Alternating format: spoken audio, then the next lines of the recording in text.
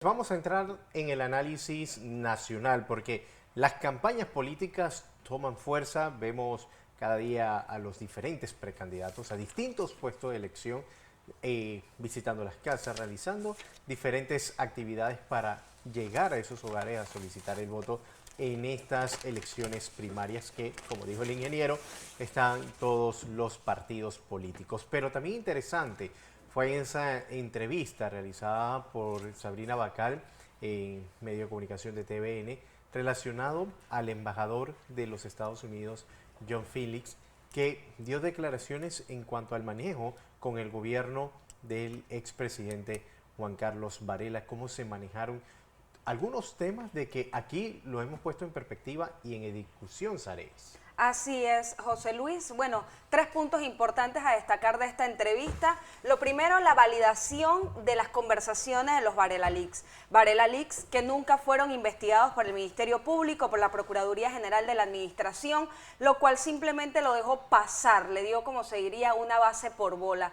Esto ha quedado ayer asegurado, confirmado por el ex embajador de Estados Unidos en Panamá, John Felix, y que además de esto ha dicho sentir vergüenza del fracaso de la justicia, de la investigación en torno al caso Wackett, y que él sí respeta la justicia norteamericana, donde un juez le ha dicho que faltaban pruebas para poder decidir en base al caso del grupo económico Wackett. Grupo económico importante de nuestro país, en donde miles de empleos, millones de dólares y empresas importantes se vieron afectadas. Adicional a esto, también cómo los sorprenden luego de estar colaborando para la detención del expresidente Ricardo Martinelli, cómo sorprende el presidente Juan Carlos Varela a Estados Unidos con las relaciones, el inicio de relaciones de Panamá con China a escasas horas de que se diera el anuncio oficial. Y la ruptura con el gobierno de Taiwán, obviamente, y que en otra ocasión, Sareis, ya ingeniero, ya se estuvieran haciendo algunas investigaciones por parte de la Fiscalía de nuestro país de manera de oficio. Ingeniero. Mire, una de las cosas que me llamó la atención de esa entrevista, y una cosa que los panameños debemos saber, en la lista Clinton y en la lista de la OFAC, los requerimientos para esa lista son más sanciones administrativas que judiciales. Es decir, la inteligencia norteamericana recaba información acerca de, por ejemplo, si yo estoy involucrado en algún tipo de actividad clandestina, pero no son suficientes para llevarme a un juicio. Entonces, esta creación de la lista Clinton y estas sanciones son sanciones dirigidas a que sociedades norteamericanas no hagan negocios conmigo en Panamá. Y entonces sociedades norteamericanas como tarjetas de crédito, y si mi mundo se mueve en el tarjeta de crédito para vender, me liquidan. Nosotros siempre exigimos a los Estados Unidos, y Estados Unidos siempre nos dio a Panamá, pues, que ellos tenían suficientes pruebas.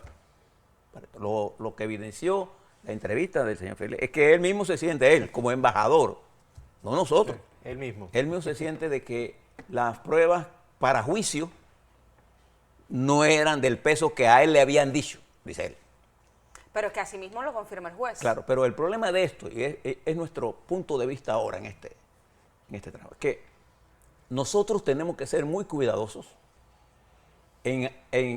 primero, en preservar con firmeza la protección de los derechos humanos de todos los panameños, me gusten o no me gusten, y la presunción de inocencia establecida en la Constitución de la República en el artículo 22, o el estado de inocencia, o en los tratados internacionales de derechos humanos que hemos firmado nosotros, que están por encima de la Constitución. Entonces es importante que aprendamos que de esta experiencia, los Estados Unidos tienen el derecho, como nación, de imponer sanciones administrativas. De hecho, Sabrina Bacal cometió un error para mí grave en las preguntas que hizo, cuando ella dejó entender que el presidente electo del Paraguay estaba en las listas. El presidente electo del Paraguay, el joven profesional Peña, que además fue miembro del FMI, fue ministro, él no está en ninguna lista de los Estados Unidos. Y así lo aclara el propio embajador. No, ¿por qué no está? Eso lo debía saber la periodista. Porque decir eso, o insinuar que él estaba ahí, y qué lectura hacía el embajador de esa presencia de él, es una pregunta tendenciosa. Porque el presidente electo no está en esa lista. Presidente, y eso lo explicamos nosotros aquí en televisión. El que sí está en esa lista es el presidente del Partido Colorado, el expresidente Cartes, y el vicepresidente actual, pero el presidente electo y su vicepresidente no tiene nada que ver con esa lista. De lo que yo les decía a ustedes, que el Partido Colorado tiene una fuerte estructura territorial por muchos años. 70,000 hombres y mujeres estaban en el día de las elecciones distribuidos a lo largo y ancho del territorio paraguayo para garantizar su... ¿Por qué? Porque en países como nuestros, el manejo territorial de las elecciones es un punto muy importante para la movilización de la gente. Entonces, el Partido Colorado tenía, y además el discurso de este muchacho, el electo, es un discurso renovador.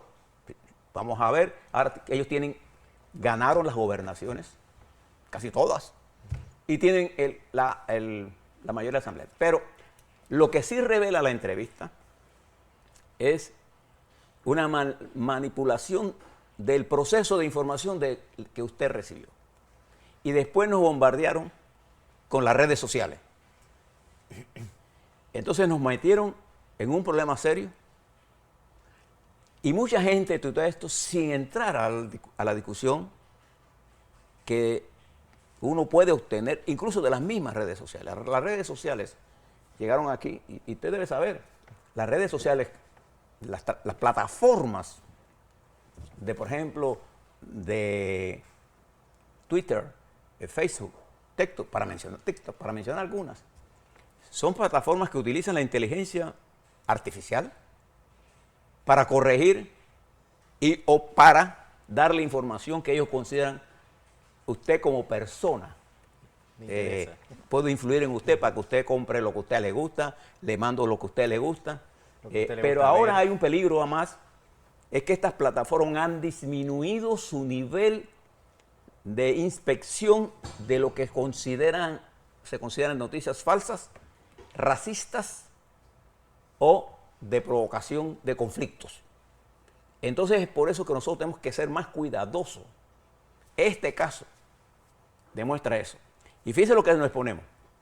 La demanda del Grupo Vázquez al Banco Nacional, que de mi punto de vista es una demanda puesta que ha sido aceptada por la Corte Suprema de Justicia, pero no tenemos ninguna condena contra el Banco Nacional. En primer lugar, porque el Banco Nacional fungió como fiduciario de eso. Y los fideicomitantes le dieron instrucciones muy concretas al Banco Nacional de cómo manejar. Todo agente fiduciario se maneja con las instrucciones que el fideicomitante da.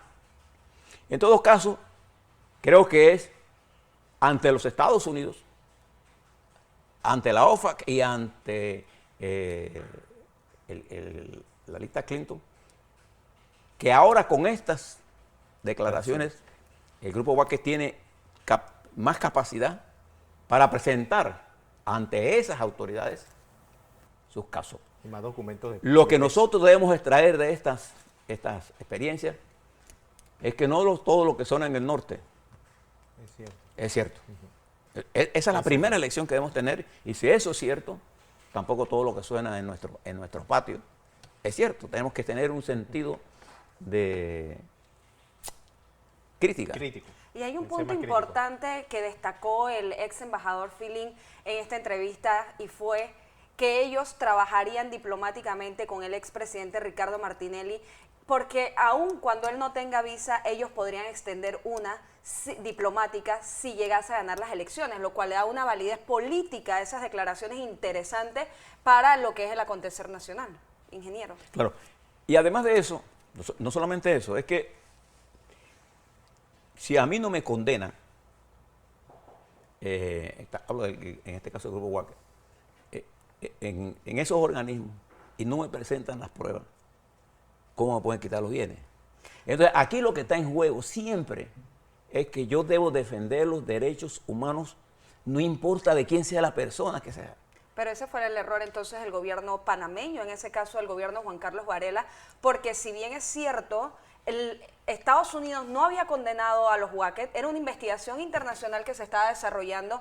Aquí en Panamá fue donde iniciamos los procesos para que ellos pudieran despojarse de sus cosas. Incluso el propio embajador admite que él colaboró junto con otros panameños que él llamaba patriotas para esa transición del grupo GESE y de Félix B. Maduro, ingeniero. Claro. Quizás no haya sido un error, Sarey, sino un plan ya planificado por el gobierno del expresidente Varela.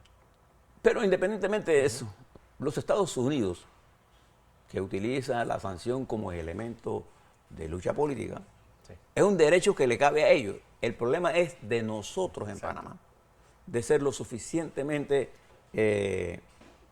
precavidos de que no nos dejen sorprender.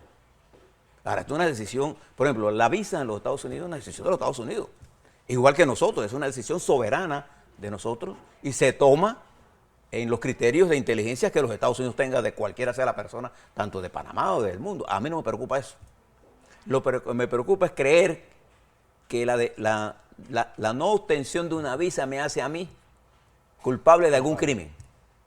Mientras alguien no me presente a mí las pruebas de que yo he cometido un crimen, nadie puede pensar que yo soy un criminal. ¿Por qué es importante todo esto, Sarey, José? Porque nosotros estamos en un proceso electoral. Y fíjense cómo estamos nosotros. Y se lo vamos a reiterar para que ustedes sepan dónde estamos. Estamos en el mes de mayo en que los 4 partidos, los grandes partidos, ¿cuáles son los que llamo yo grandes partidos? Lo llamo por el número. Aquellos partidos que tienen más de 100.000 habitantes, perdón, 100.000 inscritos, son los partidos grandes. Los que tienen por ley que realizar primarias para presidente y primarias para los puestos tal cual están establecidos en los estatutos correspondientes.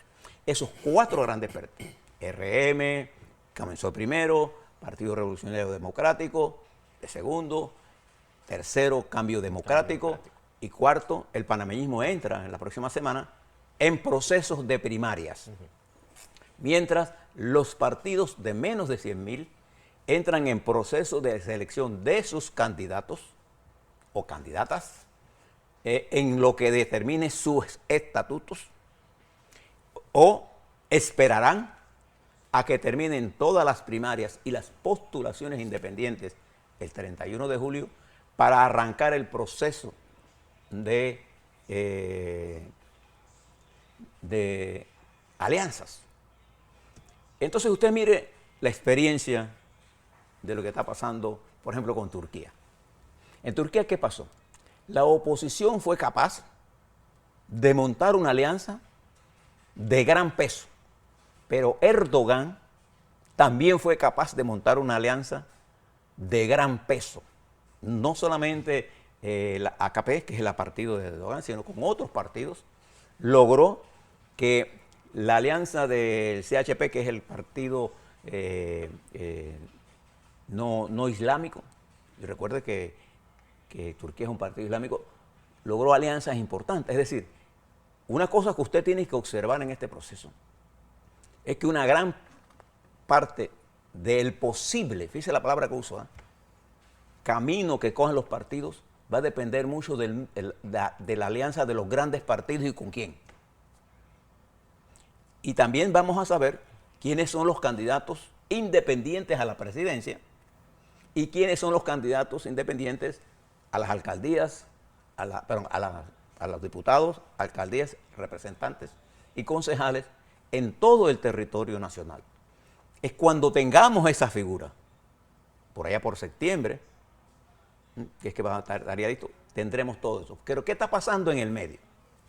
En el medio están publicándose toda clase de encuestas que todas son diferentes. Con los candidatos que ellas quieren. Entonces, cuando usted mira encuestas hechas en el mismo país, con procesos, con cifras diferentes, entonces no da caso ninguna. Vamos a esperar que este proceso se depure. Porque el que gana las primarias, cómo las gana, cuánta gente salió a votar, las candidatas, la oferta electoral de verdad, nos dará el primer análisis cualitativo de quién tiene opciones, y cuando conozcamos las alianzas, entonces nos dará el espacio de análisis para saber quién tiene la mejor organización territorial. Porque, por ejemplo, hay circuitos aquí, en Panamá. La elección presidencial en Panamá, en la República de Panamá, tiene un peso importante, 5 distritos. Colón, San Miguelito, Panamá, Chorrera y Arraiján. Le sigue Chiriquí, Santiago, Puerto Armuelles, Bocas del Toro, como peso electoral. Entonces, ¿quién tiene la organización territorial en esto? Es sumamente importante porque a la gente hay que llevarla a votar. Sí. Y eso pesa mucho el día de la elección. Pero nada de eso lo podemos hacer ahora, Saray, si nosotros no tenemos las cifras de lo que está ocurriendo. Pero esa organización territorial de la que usted habla, ingeniero, es conocida históricamente. La mejor, la más grande, la tiene el Partido Revolucionario Democrático, seguido del Partido Panameñista, que pese a ser el cuarto partido en tamaño ahora mismo en nuestro país, sigue teniendo una organización fuerte, sabe dónde hacer ese recorrido, igual que el Partido Revolucionario Democrático. Cambio Democrático aún es cuestionable debido a su presentación del mes de marzo. Habría que ver qué presentación va a realizar ahora en las primarias presidenciales. Tiene una ventaja Cambio Democrático, que las primarias de mayor competitividad son estas dos, esta de Cambio Democrático. O sea, la pelea que hay hace más interesante. Hace más atractivo y hace más. Ya usted ve sus dirigentes, están moviéndose a nivel de base. Vi a nivel allá en Santiago, en Coclé, vi a Ruz moviéndose en Coclé. La gente se está moviendo y a ellos les es más fácil que a los partidos que tienen ya candidatos casi seguros. Por ejemplo, Martín Torrijos, ¿qué tiene que esperar? Ya él tiene garantizada prácticamente su selección. Él lo que tiene que esperar es cuál es el tipo de alianzas que él va a realizar, igual que tiene que esperar José Blandón, que no tiene competencia. Ricardo Martinelli, que ya no tiene competencia, pero no tienen alianzas, porque las alianzas no están listas hasta cuando pasen las primarias. Y habrá partidos como el Molirena que no lo van a decir hasta que culmine esto, ¿no? Es que todo el mundo va a esperar ese momento. A que pasen las primarias, que recuérdelo bien las fechas. El proceso de primaria termina entre junio y julio, y el proceso de determinación quiénes son los candidatos de independencia termina en julio, y a partir de julio hasta septiembre es el plazo para la instalación. Y es aquí en donde usted tiene que ser cuidadoso con las redes sociales. Las redes sociales llegaron para quedarse. Son plataformas importantes, y entre más usted la quiera criticar, más se reproduce a una velocidad increíble. Hombre, TikTok, Twitter, Facebook, son redes poderosas y van a estar y vendrán más. El problema de esto es cuán crítico sea usted, porque hay una tendencia en usted y en mí a no escuchar argumentos que contradigan lo que ya yo pienso. Y en un mundo caracterizado por el cambio, por eso le di las variables, yo tengo que estar abierto a esos cambios que se están produciendo, si no cometo errores estratégicos. Ingeniero, y aquí hay un actor importante al que nos estamos olvidando y muy poco mencionamos, que es la Corte Suprema de Justicia, que aún mantiene algunas demandas a las reformas electorales por inconstitucionalidad, posible inconstitucionalidad, que no tenemos los fallos. ¿Cuándo sería oportuno que la Corte Suprema de Justicia fallara en este caso, en estos distintos casos, ingeniero? Eso lo va a decidir la Corte Suprema de Justicia. El problema que tenemos nosotros en Panamá es que la velocidad con que se maneja la agenda legislativa, informativa, es mayor que la velocidad con que se manejan los procesos judiciales. ¿Por qué? Porque los procesos judiciales están sometidos a las contrademandas que hagan los defensores. Sí.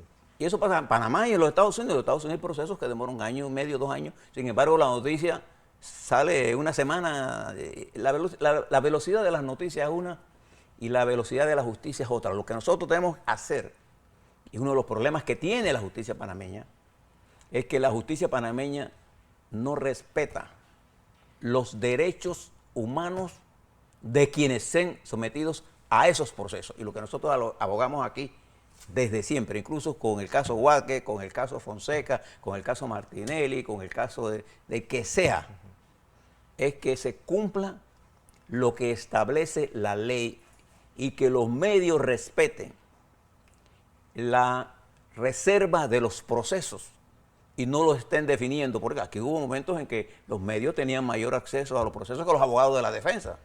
Esas cosas no pueden pasar. Incluso Sí, tenía hasta resultados. Pero pasaron. Sí, pasaron. Y sigue pasando. Sí, Lo en escuchábamos en algunos la denuncia del día viernes del exdirector de la DGI, que usted mismo estaba aquí con él en este set, donde él decía que saliendo de la audiencia, no había terminado la audiencia y ya los medios de comunicación tenían la información de lo que había acontecido.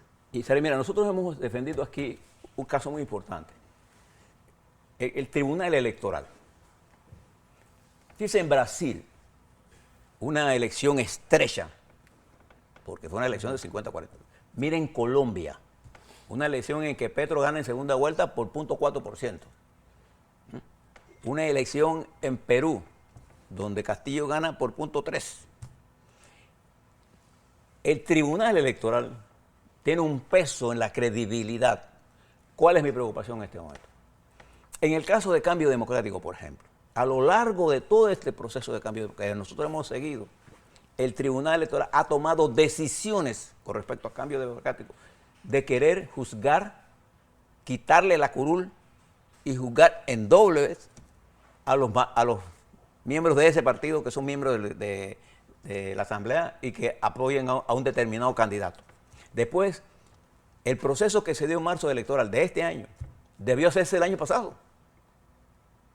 Entonces, una de las cosas que el Tribunal Electoral debe comprender rápidamente es a corregir todas las campañas sucias. Las campañas sucias son ilegales. Usted no puede estar acusando a la gente, poniendo las imágenes de la gente, poniendo niños, acusando a la gente. Eso es ilegal. Una cosa es una campaña negativa y otra es una campaña sucia que es ilegal. Entonces, usted no puede, en aras de defender a alguien, violar los procesos que están establecidos en el Código Electoral. Es una cosa que nosotros las hemos visto con bastante preocupación ocurrir en cambio democrático, porque al final, ¿qué son los partidos? Son ventanas de la democracia. En los partidos donde más deben existir las discrepancias. El partido no es un convento, no es una secta religiosa, no. El partido es una confrontación permanente de ideas y el que gana ahí es el que más votos tiene y a veces el que saca el 50% más un voto es el que ganó, más nadie. Y la fortaleza de una democracia es cuando un perdedor acepta la derrota, no importa cuán estrecha es la diferencia. Y ahí se va en unión entonces cuando vienen las generales, ¿no? Aceptada esa derrota.